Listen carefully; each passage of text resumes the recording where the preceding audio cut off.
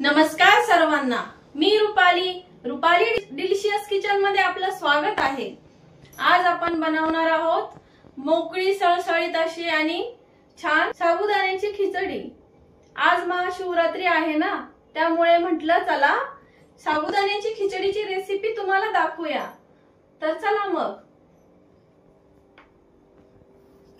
ही एक वाटी भरून इथं मी साबुदाणे भिजत टाकलेले आहे। 2 उकडलेले बटाटे, 1 वाटी शेंगदाणे, 5 ते 6 हिरव्या मिरच्या आणि चवीपुरतं मीठ घेणार आहोत। आता आपण शेंगदाण्याचा कूट करून घेऊया। हे भाजलेले शेंगदाणे आहे।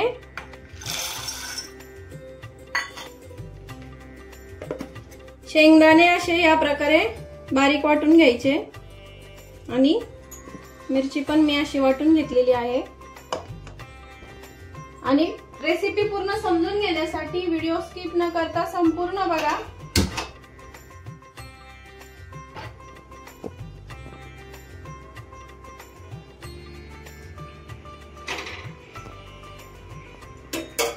कढई गरम होईपर्यंत आपण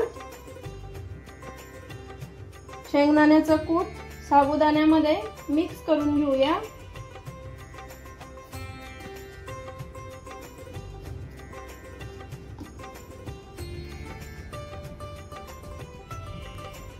साबुदाणा हा रात्रभर भिजत ठेवायचा किंवा 5 ते 6 तासामध्ये छान टम्म फुलतो। हे बघा, साबुदाणा असा पूर्ण मॅश झाला पाहिजे। बोटावर घेतल्यावरती छान मिक्स करून झालाय शेंगदाण्याचा कूट। आता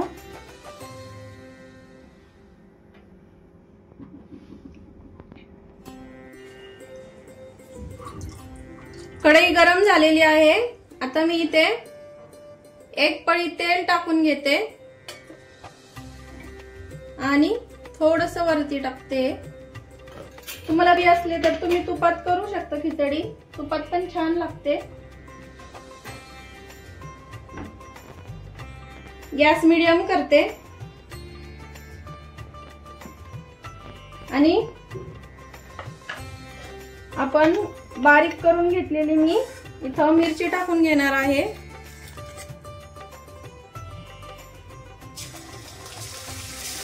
मिरची छान फ्राय करून घ्यायची आहे आपल्याला।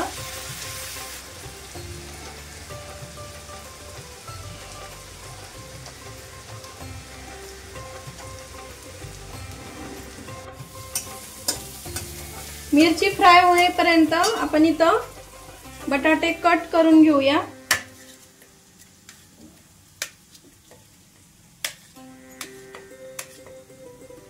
खिचडीला खूप जास्त काही वेळ लागत नाही।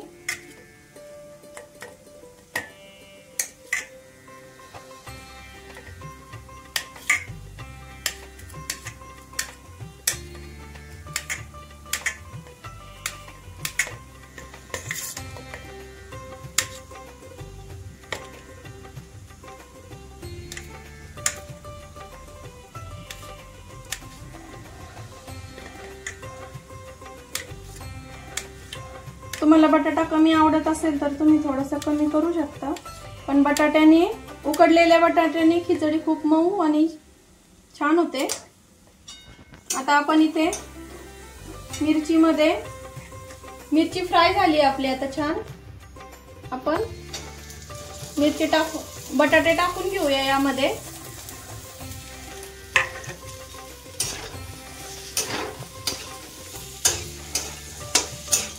मिरचीमध्ये असे बटाटे आपल्याला थोडेसे फ्राय करून घ्यायचे आहे।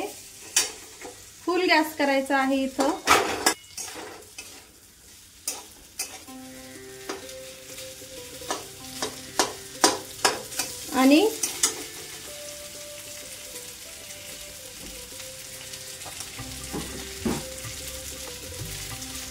आणि चवीपुरतं जे मीठ टाकणार आहोत त्यातलं थोडंसं मी आत्ता टाकणार आहे।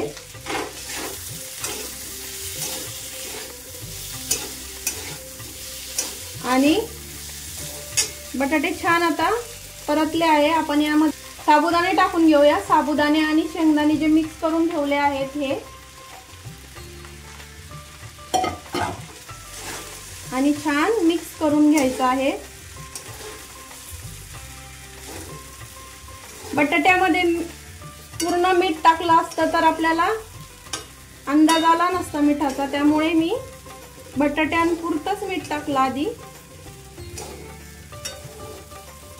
आता आपल्याला जेवढं पाहिजे तेवढं कसं हवंय तुम्हाला, कमी जास्त चवीपुरतं असं मीठ इथं टाकून घ्यायचं आणि मीडियम गॅसवर खिचडी आपल्याला छान परतून घ्यायची आहे।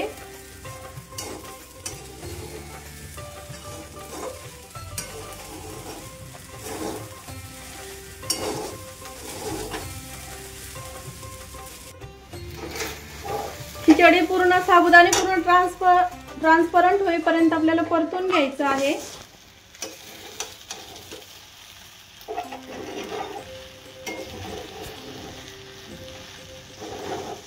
बघू शकता किती छान अशी मोकळी सुळसुळीत झाली आहे खिचडी।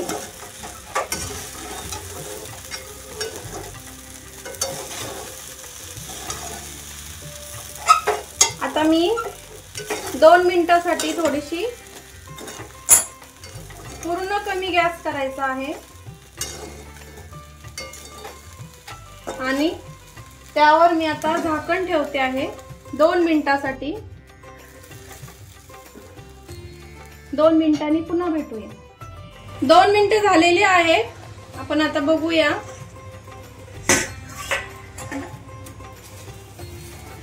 असा ट्रान्सपरंट दिसायला लागलेला आहे आता साबुदाणा, म्हणजे आपली खिचडी साबुदाण्याची खिचडी होत आलेली आहे। खिचडी होत आली की आपल्याला त्यामध्ये 2 चमचे दूध टाकायचं आहे। या दुधामुळे खिचडी पूर्ण दिवसभर अशी मऊ राहते आणि खायला पण अशी सुक्की सुक्की लागत नाही। तुम्ही एकदा ही टिप माझी फॉलो करून बघा। मिक्स करायचा साबुदाणा पूर्ण आणि आता आपल्याला 1 मिनिटासाठी पुन्हा झाकण ठेवायचं आहे।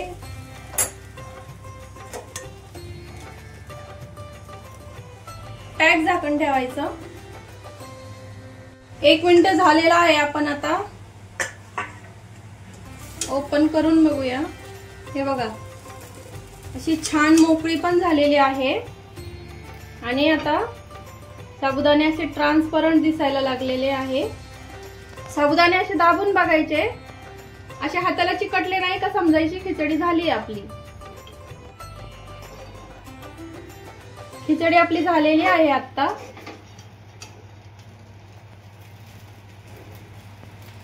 सर्व करते आणि भेटते। साबुदाणा खिचडीची रेसिपी तुम्हाला कशी वाटली कमेंट करून नक्की सांगा आणि माझी रेसिपी नक्की ट्राय करा, कारण घरचं जेवण हे खरंच स्वादिष्ट असतं। आणि माझी रेसिपी आवडली असेल तर लाईक करा, शेअर करा, सबस्क्राइब करा आणि कमेंट करायला विसरू नका। अशाच माझ्या नवीन आणि छान छान रेसिपी बघण्यासाठी पुन्हा भेटूया। तोपर्यंत बाय बाय।